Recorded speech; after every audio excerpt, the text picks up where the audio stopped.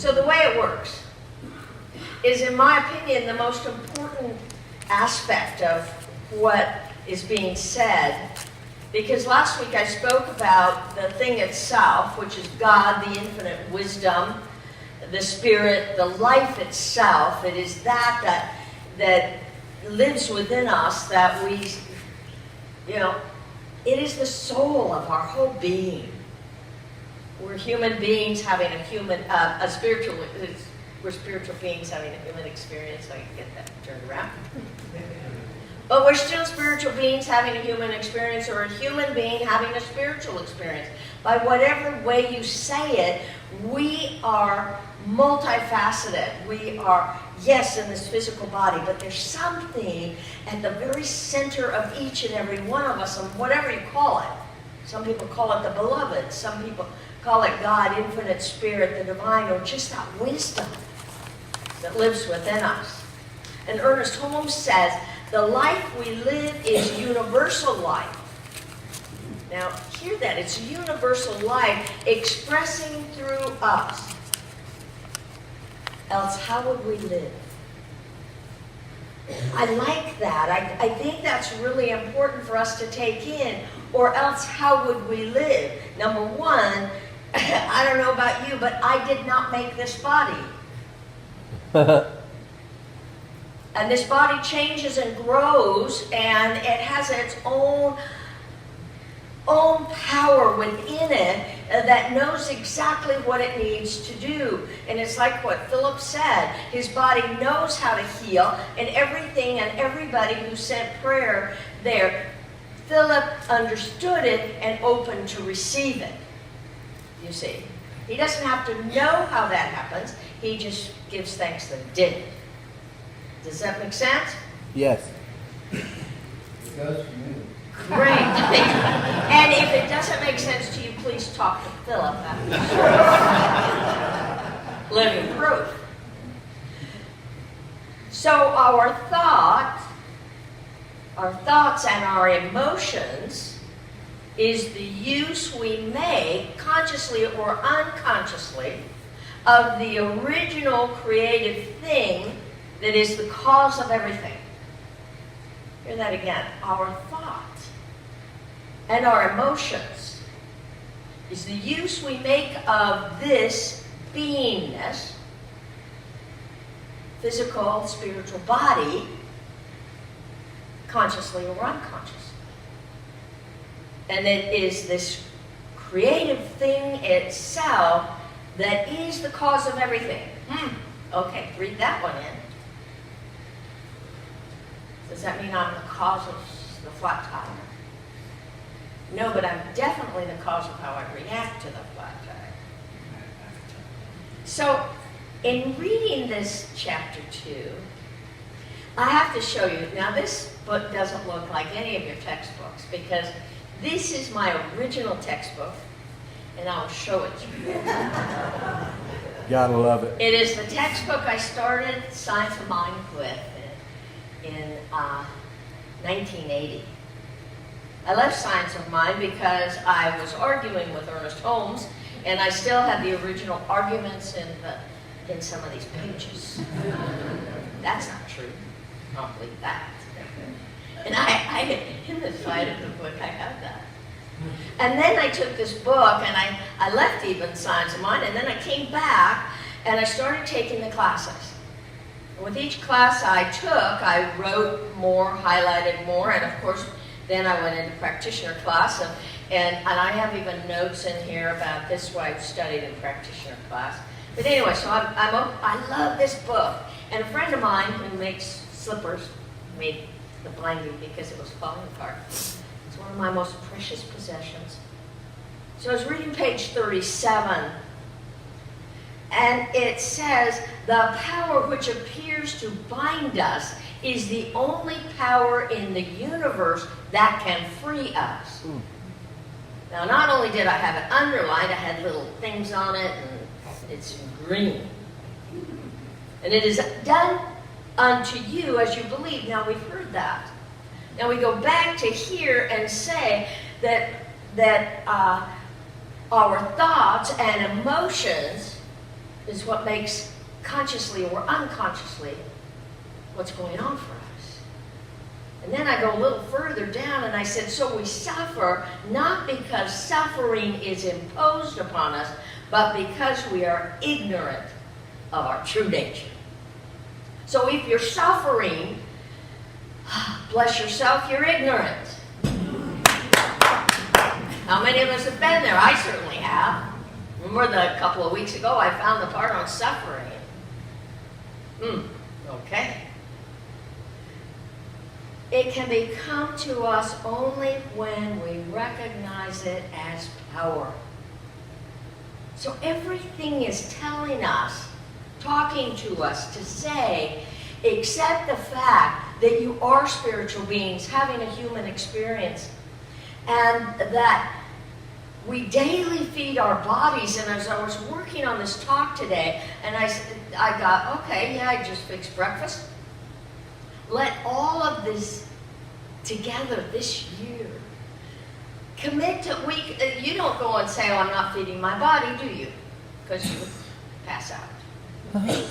But let's commit to daily feeding our souls.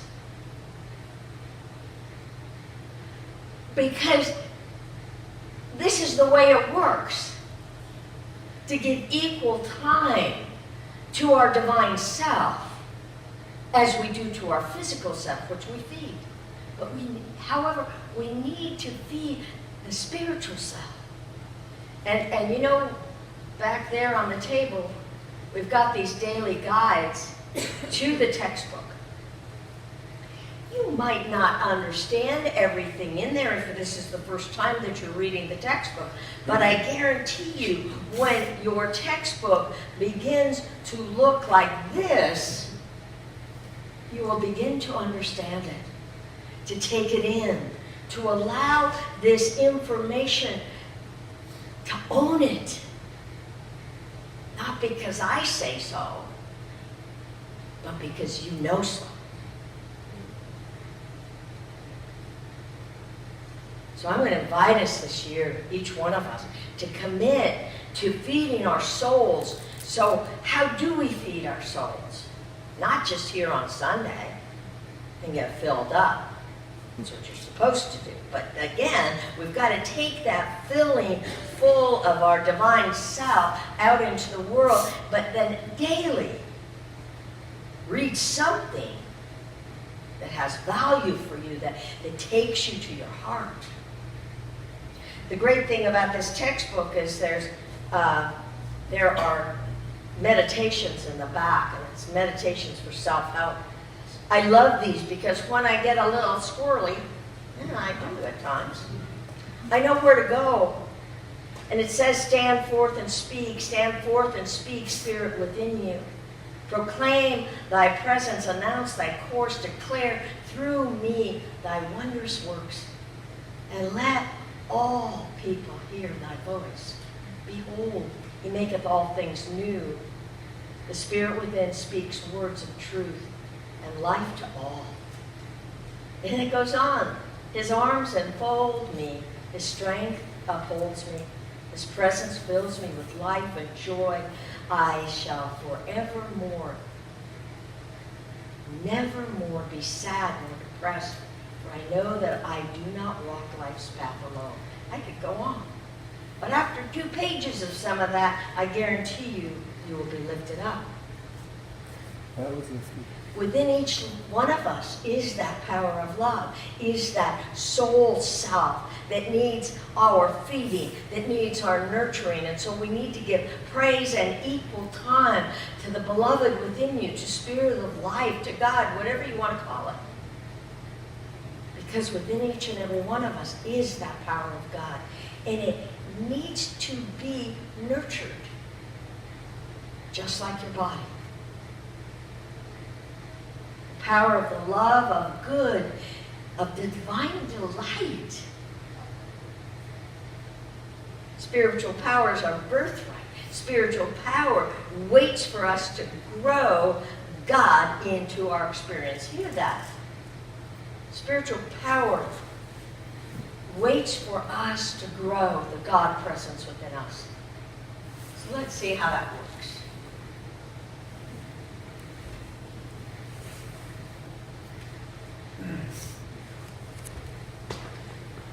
Well, before I go any further, did anybody notice how clean the sanctuary is today? Very nice. Very nice.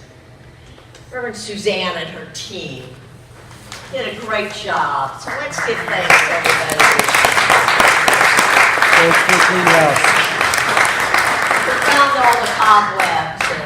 And I don't know if you could feel it, but Reverend Suzanne asked me when she came, she said, could you feel it? I said, That means the spiders will be There's creating some- again. Yeah, the spiders will have a happy home now. They can do some stuff.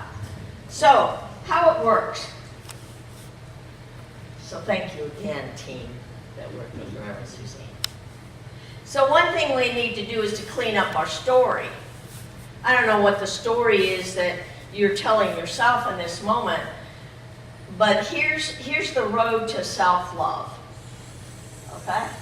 Now I wrote a lot on this because I think there's a lot for us to understand. It's like the road to self-love. Powerlessness is when we keep telling the same story over and over again. When we feel the fear and the guilt and the doubt and poor me, I like that one, or spinning in our problem. Anybody spin? Yeah, I do too. But I have to tell you Can I get that to the road moment section? when we find ourselves spinning, that it's really important to say, wait a second, I'm spinning. What do I need? What can I do right now to support myself? Because we have to ask, is that really true of what's going on for me? Well, yeah, I feel like I'm spinning. Now, we can spin as long as we want, or we can pick up something like that, or we can pick up, the Science of Mind magazine. And who gets it? If you don't have it, please pick one up today in the bookstore. It's filled with wonderful things. I mean, it's easier to read sometimes than a textbook, but it's all good. It's all God. And Mary Ellen, practitioner, is going to be teaching the first Sunday of every month. She's going to go over that Science of Mind magazine and show you how to navigate it. And that's for free, just a love offering. We are committed in this community to grow your spiritual awareness. And this year, for sure. This is my year. This is your year. It's everybody's year. This is everybody's year. And so this road to self-love, this is how it works, is we want to get to that place where our freedom lies, where there's love, there's empowerment, there's solution in the present, that we stop and say, wait a second, God loves me. Why am I not loving me in this moment? Because when we're spinning, we're not loving ourselves. Remember, we're spiritual beings having a human experience. We are full of it. Sometimes I say that. I'm full of it. Yes, well, let me prove it. God loves me. I love God. I am a blessing. I am blessed. All good, all God. These are the things. Here's where you've got the... Where do you want to live? It's your choice. It's your choice. So we have to look for the good. So this is how we do it. Because I can, I have to work this too, you guys. Because life sometimes can, there can be cloudy days sometimes. We'll get a rainbow. The first two commandments are, love the Lord thy God with all your heart. With all your heart and soul. There's a power within me, whatever you call it. And it's my job to love it, because this is what works all that I am, and all that I am yet to be. Now it says, the second commandment, and we get a little confused on this one, don't we, sometimes? Love thy neighbor as thyself. If we don't love this self within us first, there is no way we can send love to our neighbor. Amen. Do I hear an amen? Yeah. Amen. I know this one. Last week you were all here when you celebrated my 10 years. That's why I had to keep this up here. Congratulations. Yeah. overwhelmed me. More than that. And those of you who know, on Monday, I felt just, I usually feel a little kind of spacey after service. I felt extra spacey. Tuesday morning, I couldn't get up out of bed. I was dizzy, I had a headache. And I had to stop, and I didn't come into the office, and I had to stop, and I said, what's going on? You had background. I never have I know Rick loves me. That I've been able to accept. But I didn't know how much you had, what love you had for me. And I've never truly felt it. And so last Sunday, God bless you all. Oh. I couldn't say that wasn't so. And so the love that you gave me was overwhelming, overpowering. And as I lay there in bed on Tuesday morning, not being able to really move, I lay there asking, what's going on, Am I sick? And Spirit said, you're full of love. Take it in, breathe it into every cell, muscle, fiber, and tissue of your body. Because you see, due to my life story, I never really taken it in. I said, even as a little kid, at 4 years old, I said, I knew they didn't love me, but I would just love them. Now that sounds really courageous, but what it meant is that I steeled myself off from receiving. How about you? So, thank you. I have never in my life felt so loved by a group of people. So appreciated, so cared for. And I know at times I've made a difference in your lives, I hope so. But that's what I'm supposed to do. I didn't celebrate me, you did. And you made me to the point of where I had to lay there on Tuesdays and Wednesday and send love throughout my whole body. And I feel very loved.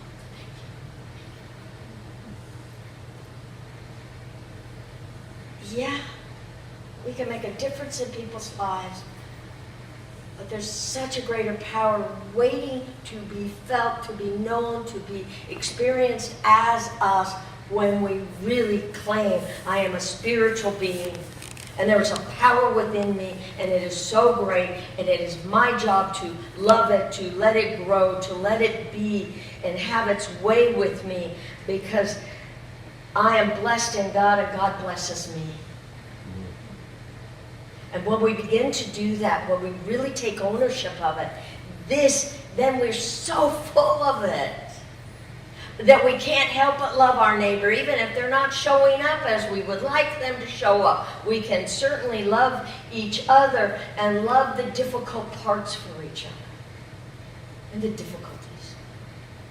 This must come first. I know that more today than I have ever known it. And so, because I had to stay in bed Tuesday and Wednesday, because God made me sit in your love, bask in the richness that you so freely gave to me. I give it back to you. I return it to you because it's yours. It's ours. It's what we do in this community. Love thy neighbor as thyself.